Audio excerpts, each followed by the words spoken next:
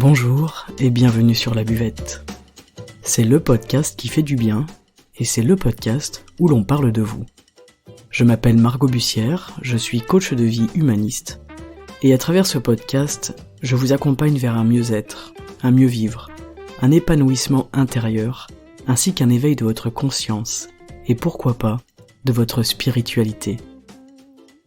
Je vous remercie d'être là aujourd'hui et je vous souhaite une excellente écoute.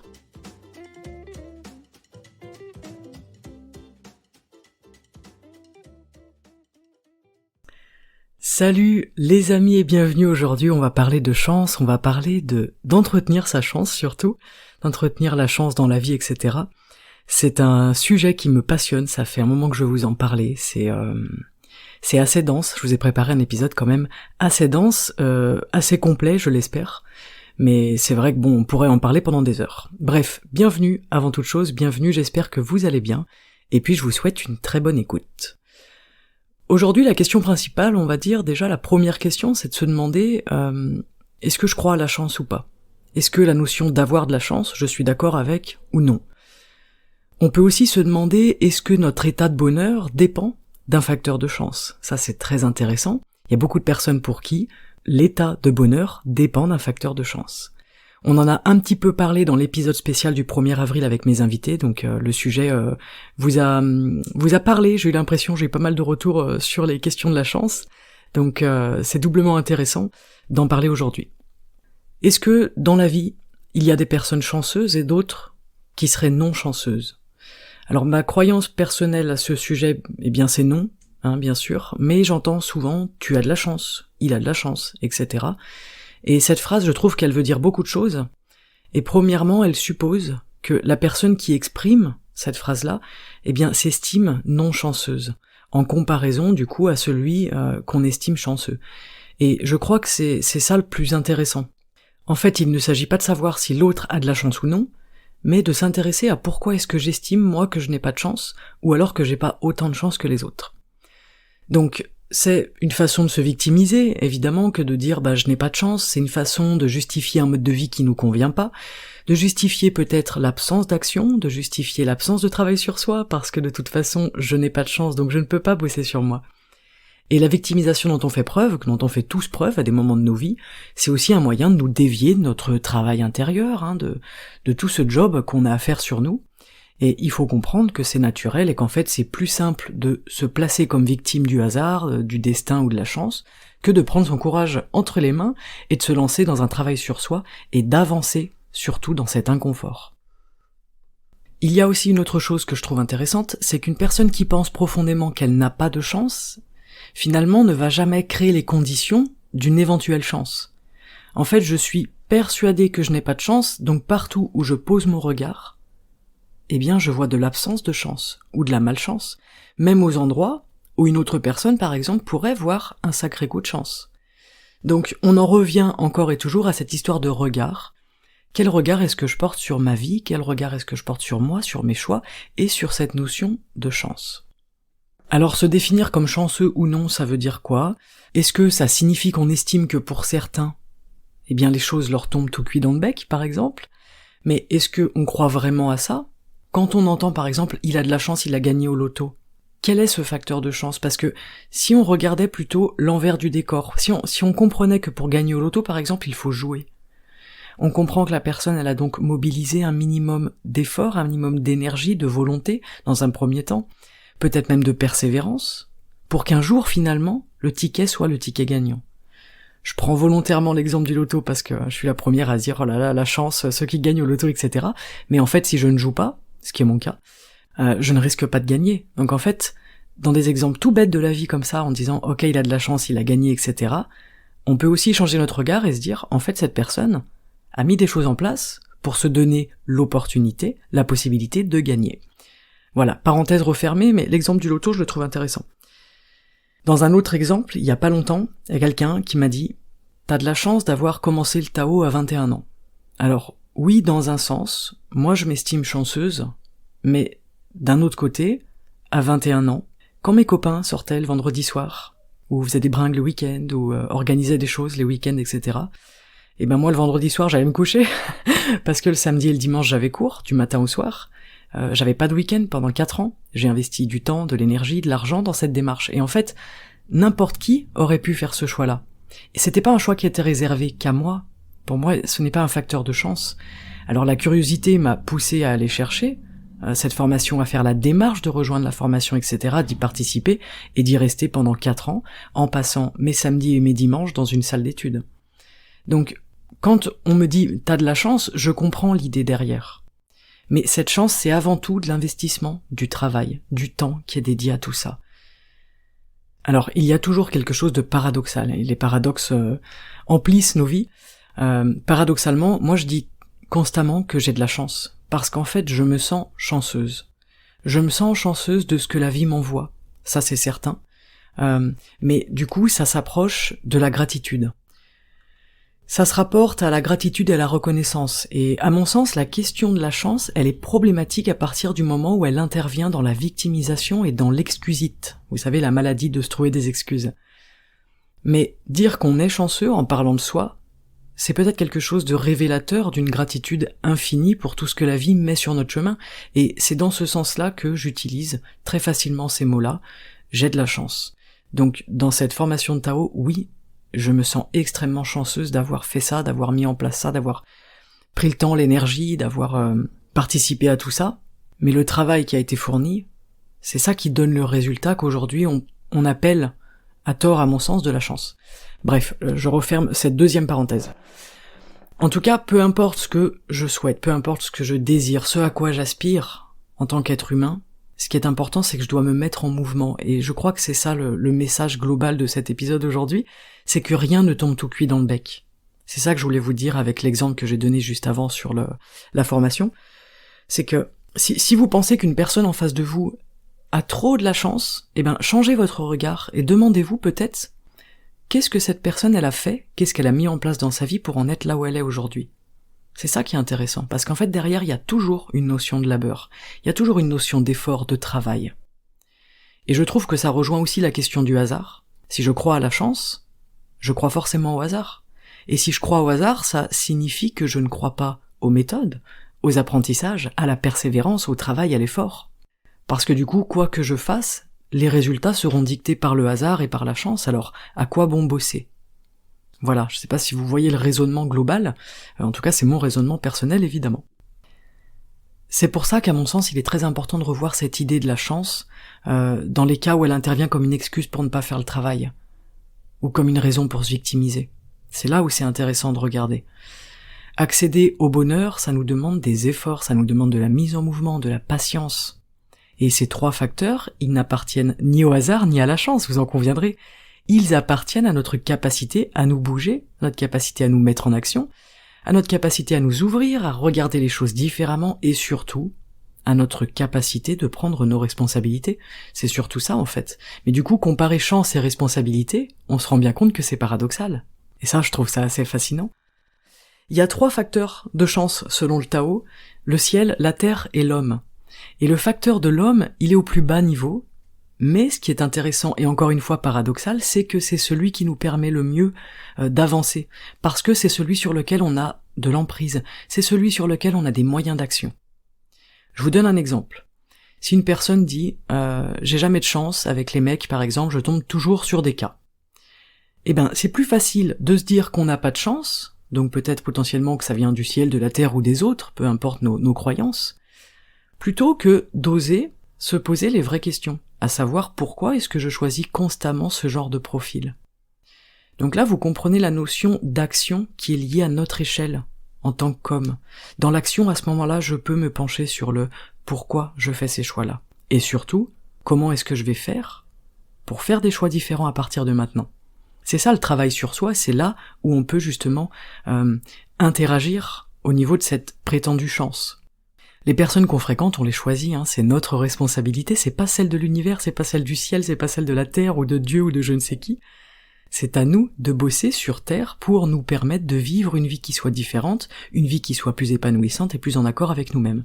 Moi je trouve ça assez fascinant dans le Tao, la notion de chance qui fait écho avec la notion de responsabilité et d'effort, parce que je trouve que c'est génial, parce que on a quand même une espèce de de part de magie, quelque chose qui est plus grand que nous, qui vient du ciel, etc.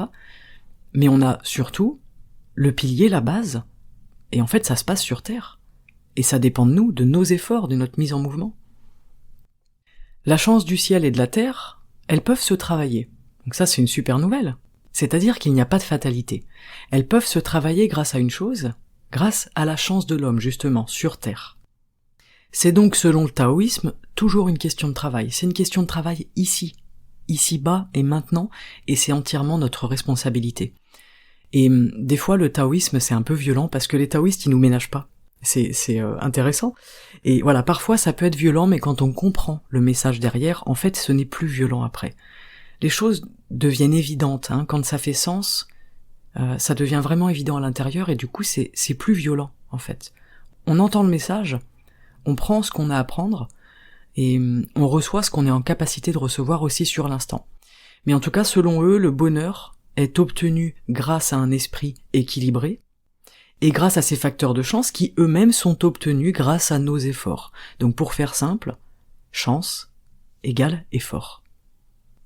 Quand on dit à une personne « pour toi c'est facile, t'as de la chance », on implique que pour soi c'est dur parce qu'on n'a pas de chance, et en fait c'est un moyen de nous déresponsabiliser finalement. Et c'est naturel, encore une fois, il faut pas se flageller, il faut pas se dire « merde, je suis complètement irresponsable ». Quelque part, je pense qu'on est tous un peu irresponsables, ça fait partie de nous, on a tendance à se déresponsabiliser, et parfois ça fait du bien. Mais si ça devient une constante, ou la ligne directrice de notre vie, alors ça risque de devenir problématique. Encore une fois, tout est une question d'équilibre. Mais aujourd'hui, voilà, je voulais vous demander, est-ce que vous croyez vraiment que certains êtres humains naissent avec de la chance, et d'autres non ? Est-ce que vous croyez vraiment qu'une destinée elle est scellée par une question de chance et de hasard pur ? Si vous le croyez, c'est votre droit. Mais moi je n'en crois pas un seul mot. Et d'ailleurs, c'est quoi la chance, selon vous ? Déjà, la définition de la chance, c'est déjà intéressant. Quel est le curseur qui permet d'évaluer si une personne elle a de la chance ou non ? Si vous avez envie de me partager votre définition de la chance, n'hésitez pas dans les commentaires en dessous de l'épisode, ce sera avec plaisir que je vous lirai et que je vous répondrai. En tout cas, dire d'une personne, par exemple, elle a de la chance, des fois on dit, voilà, t'as vu comme elle est heureuse, elle est tout le temps heureuse, avec la vie qu'elle a, et ben dis donc, on n'a pas tous la même chance, etc. Ok, si cette personne, elle vous semble aujourd'hui chanceuse, heureuse et comblée, c'est bien qu'il s'est passé quelque chose qui lui a permis d'atteindre cet état de sérénité.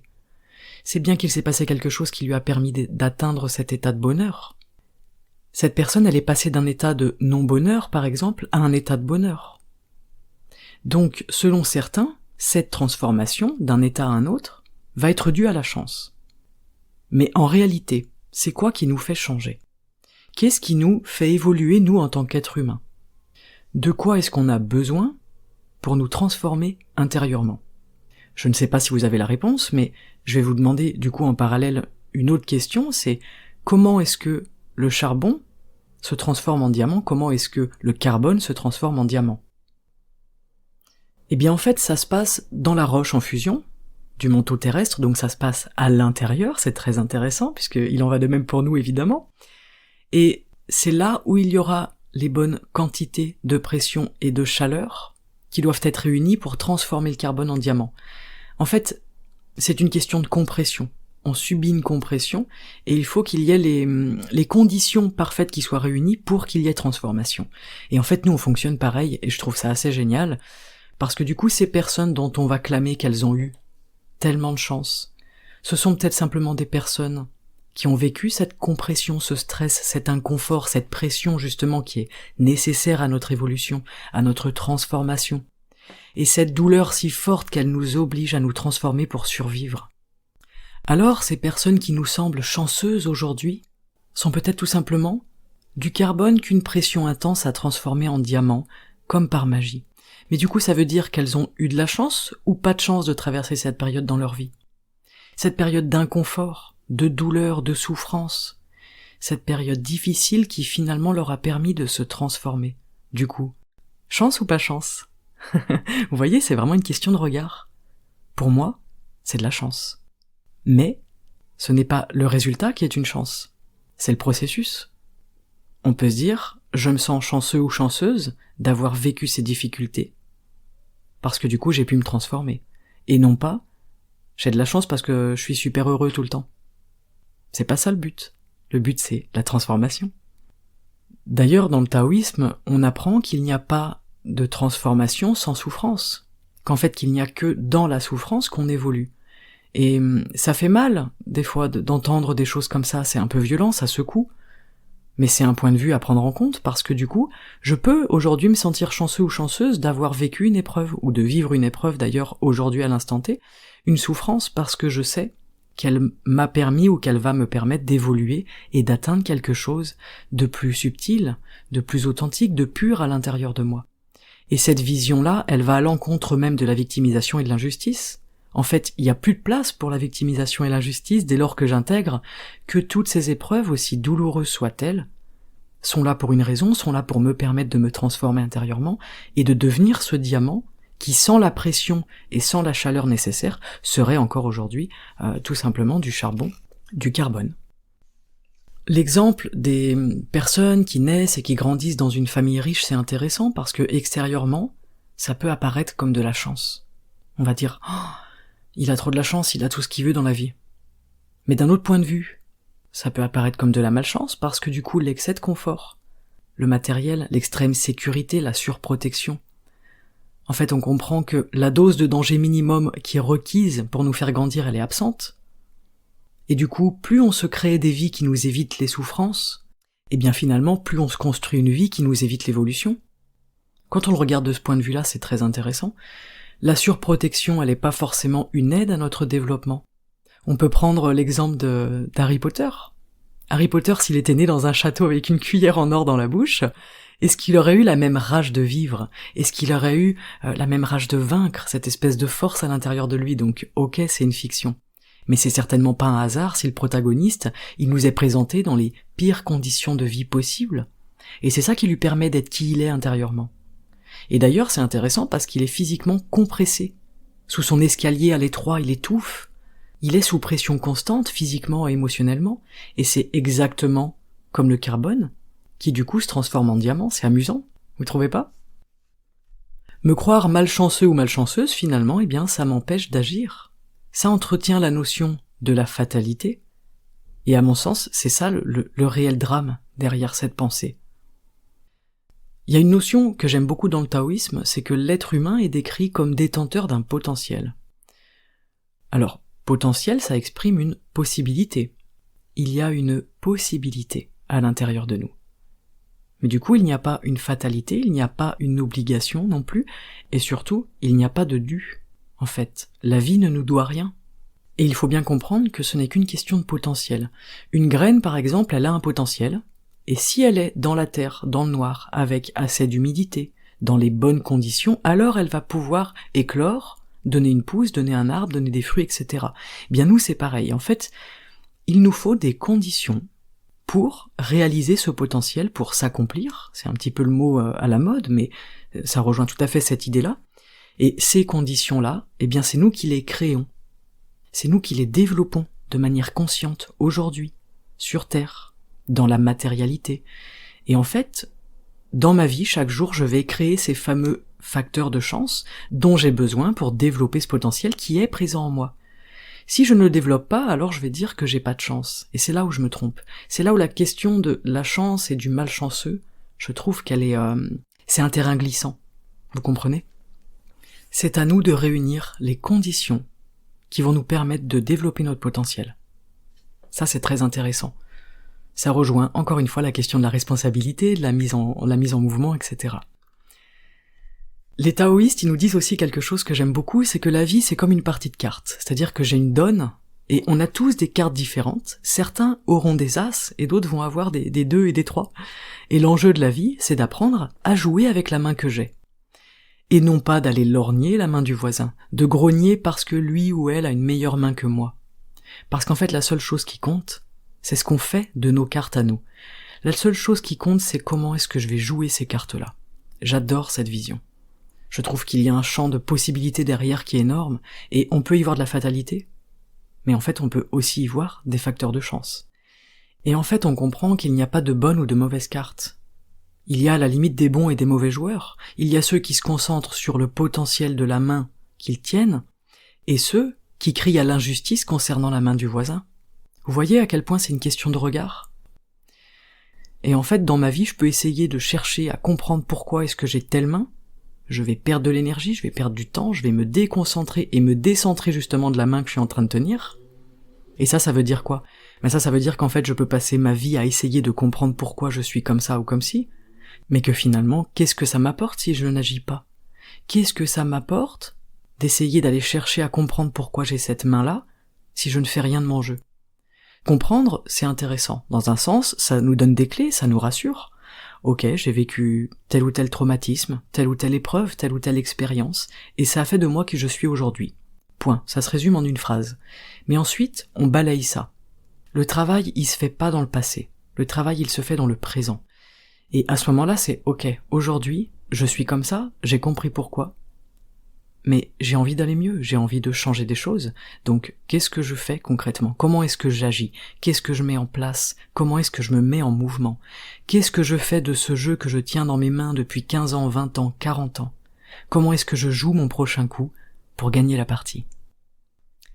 Comprendre que notre enfance a façonné telle partie de notre personnalité, c'est toujours passionnant, évidemment. Mais si je ne fais rien pour réajuster les choses, si je ne fais rien pour remettre de l'équilibre, si je ne fais rien pour me permettre de me transformer à l'intérieur, alors ça ne sert à rien de comprendre. Et c'est ça qu'on fait en coaching, on passe très peu de temps à parler du passé, et on se concentre sur l'ici et maintenant, sur qui je suis aujourd'hui, sur ce que j'ai entre mes mains, et ce que je décide d'en faire. Et je vous assure que c'est très efficace. Bref, je reviens à la chance. Vouloir avoir de la chance, en fait, c'est un petit peu comme lever les yeux vers le ciel et dire « je veux ça maintenant et sans effort ». C'est complètement fou. C'est complètement aberrant. Ça s'appelle un caprice, en fait. Et les enfants qui font des caprices, on les aide pas en cédant à leurs caprices, il me semble. Et surtout, la chose importante, c'est que la vie, elle ne nous doit rien.